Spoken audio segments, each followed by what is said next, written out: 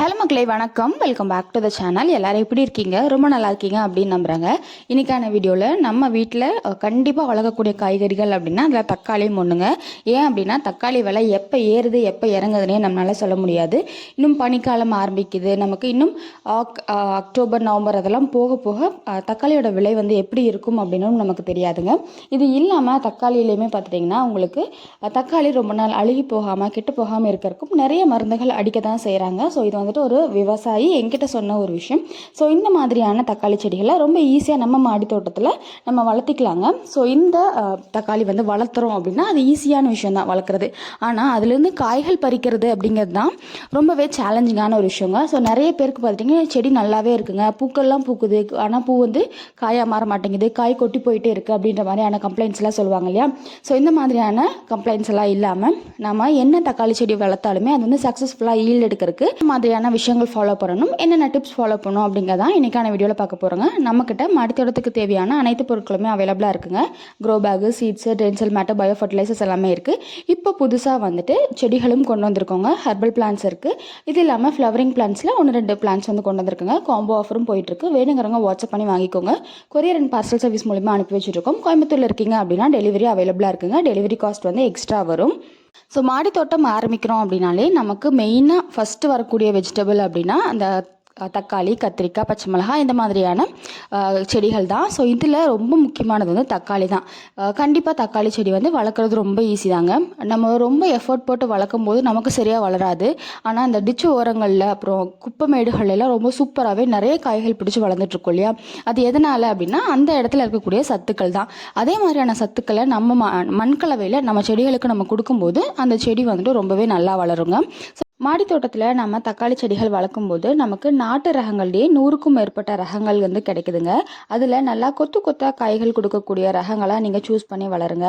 ரொம்ப நம்ம எக்ஸாம்பிளுக்கு சொல்லணும் அப்படின்னா நமக்கு நாட்டு தக்காளி வந்துட்டு எல்லாருக்குமே காமனாக தெரியும். ஸோ இது இல்லாமல் பார்த்துட்டிங்கன்னா செரி தக்காளி, அப்புறம் குடம் தக்காளி, காசி தக்காளி, கும்கும் கேசரி இந்த மாதிரியான தக்காளி ரகங்கள் நம்ம மாடி தோட்டத்துக்கு வளர்க்குறதுக்கு ரொம்ப ஏதுவாகவும் இருக்கும். அதே மாதிரி இதுக்கான காய்களோட அமைப்பே பார்த்துட்டிங்கன்னா உங்களுக்கு கொத்து கொத்தாக காய்கள் கொடுக்கக்கூடிய அமைப்பாக இருக்கும்.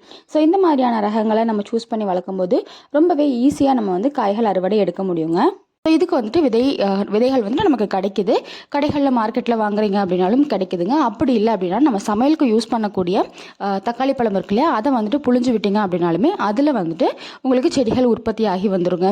ஸோ விதைகள் போட்டு ஒரு வாரத்தில் எல்லாம் வந்து செடி வளர ஆரம்பிச்சிருங்க. ஸோ இந்த செடிகளை வந்துட்டு நம்ம நாற்று போட்டும் நடலாம், இல்லைனா நம்ம டைரெக்டாகவும் நடலாங்க. நம்ம நாற்று போட்டு நடும்போது தரமான செடிகளை நம்மளால் கரெக்டாக கண்டுபிடிச்சி அதை வந்து உற்பத்தி பண்ண முடியும். ஸோ இந்த மாதிரி நீங்கள் நாற்று போட்டு நடுறீங்க அப்படின்னாலுமே இப்போ ஒரு பாக்கெட்டில் ஒரு 50 விதைகள் இருக்குது அப்படின்னா அது எல்லாத்தையுமே தூவி விட்டிங்கன்னா எந்த விதைகள் வந்துட்டு நல்லா சீக்கிரமாக நல்லா கிடுகிடுன்னு வளர்ந்து வருதோ அந்த செடிகளை நம்ம வீட்டு தோட்டத்துக்கு வச்சுட்டு மற்ற செடிகளையுமே நம்ம தூக்கி வீசிடலாம். இல்லை அதே மாதிரி நம்ம வீட்டு தேவைகளுக்கு ஒரு 4 தக்காளி செடி தேவைப்படுது அப்படின்னா கூட ஒரு 2 தக்காளி செடி கூட சேர்த்து வச்சுக்கலாங்க. அது வந்து தப்பு கிடையாது. நமக்கு ஏதோ ஒரு செடியில் ஒரு நாள் காய்க்கல அப்படின்னா கூட இன்னொரு செடிகள்லேருந்து நம்ம வந்து காய்களை எதிர்பார்க்கலாம்.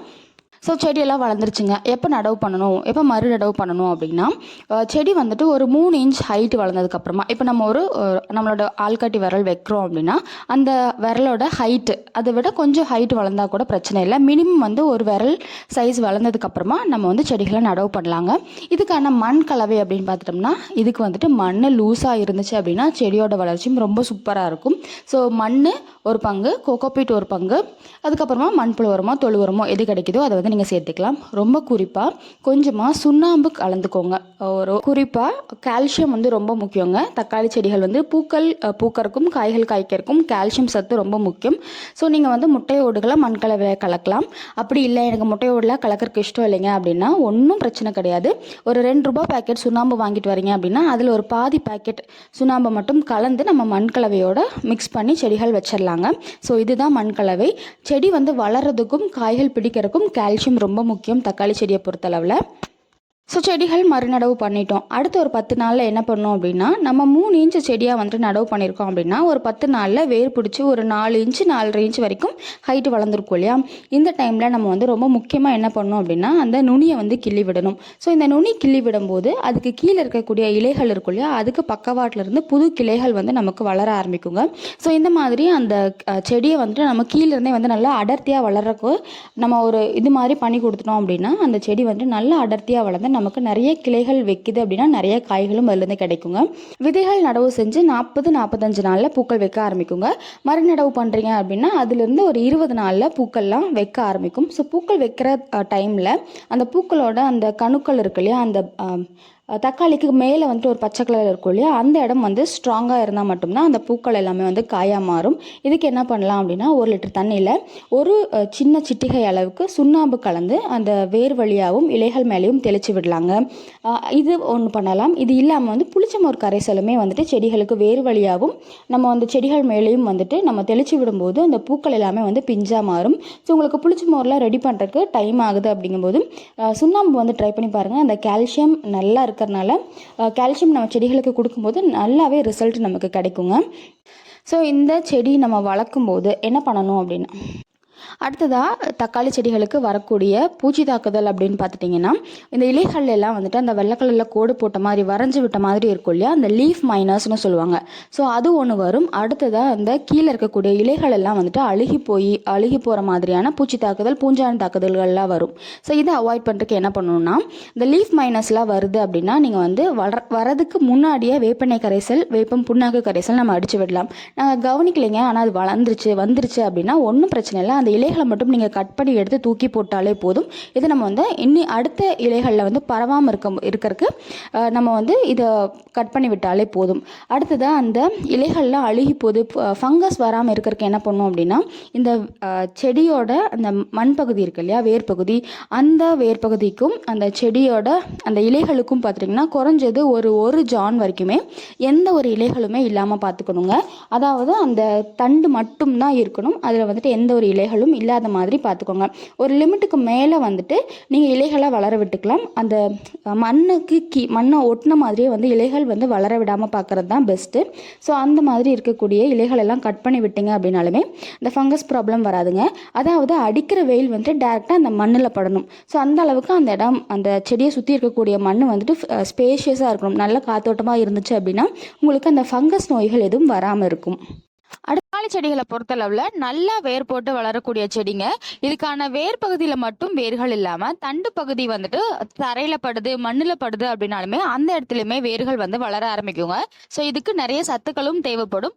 நம்ம தொட்டி வைக்கிறோம் இல்லை பேக் வைக்கிறோம் அப்படின்னா 1 அடி தொட்டி அப்படின்றத கணக்கு வச்சுக்கலாங்க. 12க்கு 12 பேக் இல்லைன்னா 12 இன்ச் தொட்டி கிடைக்குது அப்படின்னா ஒரு தொட்டிக்கு ஒரு செடி வச்சோம் அப்படின்னாலுமே அதுக்கு தேவையான சத்துக்கள் எல்லாமே கிடைச்சு நல்லாவே வந்துட்டு இது உங்களுக்கு வந்து நல்ல காய்கள் கொடுக்குங்க. அடுத்ததாக உங்களுக்கு நிறைய கொத்தா தக்காளி காய்கள் வச்சுக்கிட்டே இருக்கணும் அப்படின்னா நல்லா கொத்தா காய்க்கக்கூடிய வெரைட்டியாக வந்துட்டு நீங்கள் வாங்கி சூஸ் பண்ணுங்கள். தக்காளி ரகங்களை பொறுத்தளவில் இதில் எக்கச்சக்கமான நாட்டு ரகங்களே 100க்கும் மேற்பட்ட ரகங்கள் இருக்குங்க. நமக்கு எல்லாருக்குமே நார்மலாக தெரிஞ்சது நாட்டு தக்காளி இருக்குது. அப்புறம் கும்கும் கேசரி, காசி தக்காளி, மடிப்பு தக்காளி அப்படின்னு எக்கச்சக்கமான ரகங்கள் இருக்குங்க. ஸோ இந்த மாதிரியான ரகங்கள் கண்டிப்பாக ஒரு 2-3 ரகங்களாவது நீங்கள் வளர்க்கலாம். ரொம்ப நிறைய கொத்தாக காய்க்கக்கூடிய அமைப்பு இருக்கக்கூடிய தக்காளின்னு பார்த்துட்டிங்கன்னா நாட்டு தக்காளி, அப்புறம் செரி டொமேட்டோ, எல்லோ பேர் டொமேட்டோன்னு சொல்லக்கூடிய மஞ்சள் குடம் தக்காளி இல்லைனா சிவப்பு குடம் தக்காளி, இது எல்லாமே பார்த்துட்டிங்கன்னா உங்களுக்கு கொத்தாக பூக்கக்கூடிய அதோட அமைப்பே பார்த்துட்டிங்கன்னா உங்களுக்கு பூக்கள் வந்து கொத்தாக தான் வந்து வரும். ஸோ காய்கள் பிடிச்சாலுமே அந்த கொத்துகள் அப்படியே வந்து காய்கள் பிடிக்கும். இதில் வந்துட்டு பூக்கள் உதிர பிரச்சனை வந்து அதிகப்படியான டைமில் வந்து வரதில்லை. அடுத்ததாக தக்காளியை பொறுத்தளவில் இது வந்துட்டு உங்களுக்கு படர்ந்து வளர்றது. ஸோ இதோட வெயிட் தாங்காமல் என்னாகும் அப்படின்னா மண்ணிலே வந்து அப்படியே படர்ந்து விழுந்துடும். ஸோ இதை வந்து மண்ணில் அப்படியே விட்டுட்டீங்க அப்படின்னாலுமே உங்களுக்கு நோய் தாக்குதல், பூஞ்சை தாக்குதல்கள் வந்துடும். ஸோ இதை அவாய்ட் பண்ணுறதுக்கு நீங்கள் அதுக்கு பந்தல் மாதிரி ஏதாவது போட்டு கொடுக்குறீங்க அப்படின்னா ரொம்ப சூப்பராக வளருங்க. பந்தல் அப்படின்னா ரொம்ப பெருசாக செலவு பண்ண வேண்டியதில்லை. அந்த தொட்டிலே வந்துட்டு ஒரு 2-3 குச்சிகளை நம்ம வந்து நட்டி அதை வந்துட்டு ஒரு பந்தல் மாதிரி அமைப்பு ரெடி பண்ணோம் அப்படின்னா அதுக்கு ஒரு சப்போர்ட் சிஸ்டம் மாதிரி நம்ம கொடுக்கும்போது உங்களுக்கு அந்த செடி வந்துட்டு அந்த சப்போர்ட்டை தாங்கிட்டு நிறைய காய்கள் பிடிக்கிறதுக்கு ரொம்பவே ஹெல்ப்ஃபுல்லாக இருக்கும். இந்த தக்காளியை பொறுத்தளவில் அந்த செடியோட அந்த பூக்களோட உங்களுக்கு வந்து அந்த பூக்கள் வந்து காயாக மாறுதா மாறலையா அப்படிங்கிறது பார்த்துட்டிங்கன்னா அந்த பூக்களுக்கு மேலே வந்துட்டு அந்த ஒரு பச்சை கலரில் ஒரு காம்பு மாதிரி இருக்கும் இல்லையா. ஸோ அந்த காம்பு தான் முக்கியம். அது வந்துட்டு நல்லா ஸ்ட்ராங்காக கெட்டியாக இருக்குது அப்படின்னா அதில் அதுக்கு தேவையான சத்துக்கள் கிடைச்சிட்டு அது வந்துட்டு நல்லா ஹெல்த்தியாக இருக்குது அப்படின்னா அந்த பூக்களும் காய்களும் நல்லா ஹெல்த்தியாகவே வந்து வளருங்க. ஸோ இதுக்காக தான் வந்துட்டு அந்த பூக்கள் பூக்கிற சமயத்தில் அந்த அதுக்கு தேவையான சத்துக்கள் கொடுத்து அந்த ஸோ நாம் என்ன உரம் கொடுக்குறோம், எந்த உரம் கொடுக்கறக்கு நம்ம மறந்தாலுமே கண்டிப்பாக இந்த சுண்ணாம்பு கரைசல் வந்து கொடுக்கறக்கு மறக்காதீங்க. ஏன் அப்படின்னா அந்த பூக்கள் பிஞ்சுகளாக மாறுறதுக்கு ரொம்ப முக்கியமானது வந்து அந்த கால்சியம் சத்து. ஸோ அதே மாதிரி அந்த பூக்கள் பூக்கிற அந்த தாங்குற ஒரு கொம்பு மாதிரி ஒன்று வரும் இல்லையா, அது வந்து ஸ்ட்ராங்காக இருந்துச்சு அப்படின்னா தான் அந்த தக்காளியோட வெயிட்டை வந்து அதனால் தாங்க முடியும். ஸோ அதை வந்து ஸ்ட்ராங்காக வைக்கணும், அதை வந்து ஸ்ட்ராங்காக ஆக்கணும் அப்படின்னா நமக்கு வந்து கால்சியம் சத்து ரொம்ப முக்கியங்க. நீங்கள் வந்துட்டு முட்டையோடு யூஸ் பண்ணுவீங்க அப்படின்னா முட்டையோடு யூஸ் பண்ணலாம். அதை வந்து பவுடராக நம்ம வந்துட்டு அரைச்சி வச்சுட்டு கூட அந்த மண்ணை ஓரத்தில் நம்ம வந்து தூவி விடலாம். ஒரு சிலர்லாம் வந்து அந்த முட்டையெல்லாம் யூஸ் பண்ண மாட்டாங்க அப்படிங்கிறனால சுண்ணாம்பை நம்ம தாராளமாக யூஸ் பண்ணலாங்க. சுண்ணாம்புலேயுமே அந்தளவுக்கு நிறைய சத்துக்கள் இருக்குது, நல்ல ஒரு ரிசல்ட்டும் இருக்கும். ஸோ இந்த டிப்ஸ் எல்லாம் வந்துட்டு ஃபாலோ பண்ணிங்க அப்படின்னா உங்களுடைய தக்காளி செடிகளையுமே நிறைய கொத்தான காய்கள் கிடச்சிக்கிட்டே இருக்குங்க.